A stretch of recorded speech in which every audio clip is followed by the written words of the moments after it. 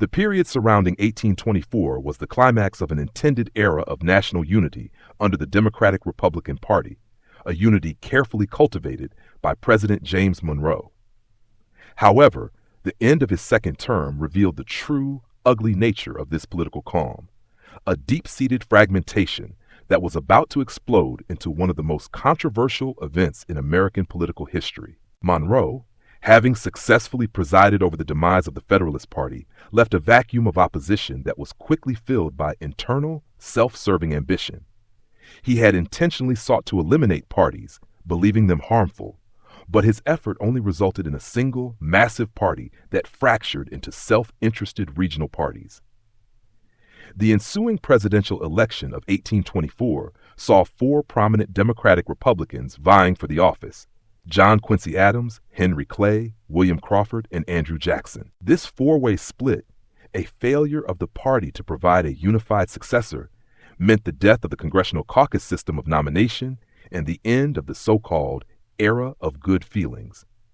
When the votes were counted, General Andrew Jackson, the hero of New Orleans, had won the plurality of both the popular vote and the Electoral College, receiving more direct support from the people than any other candidate. Crucially, however, he failed to secure the required majority of electoral votes. This meant the election was unceremoniously thrown to the House of Representatives, where the 12th Amendment dictated that the president must be chosen from the top three electoral vote-getters. The elimination of the fourth-place candidate, Henry Clay, was not the end of his role. It was the beginning of his most manipulative political gambit.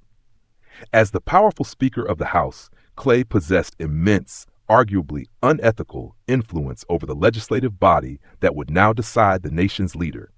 He held the fate of the presidency in his hands and was forced to choose between Adams and Jackson, both of whom he personally disliked. What happened next became known as the corrupt bargain, a political scandal that poisoned the democratic process. Behind closed doors, Clay and Adams allegedly struck a deal. Clay threw his substantial political weight and influence to Adams, convincing key House members to reject the popular will that had favored Jackson. Immediately following Adams's victory in the House vote, the new president appointed Henry Clay as his Secretary of State, the traditional stepping stone to the presidency at the time. Quid pro quo. The consequences were immediate, negative, and far-reaching.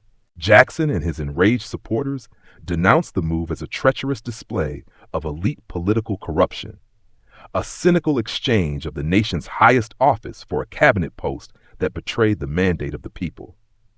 This perceived act of political manipulation did immense damage to the integrity of the election process, creating a bitter, lasting sense of being cheated. The scandal destroyed the final vestiges of Monroe's unified party, ushering in a decade of viciously partisan political warfare. Jackson's faction immediately broke away, forming the core of the new Democratic Party, explicitly built on a platform of anti-corruption and anti-elitism, to avenge the corrupt bargain that had, in their view, illegally subverted the will of the American voters.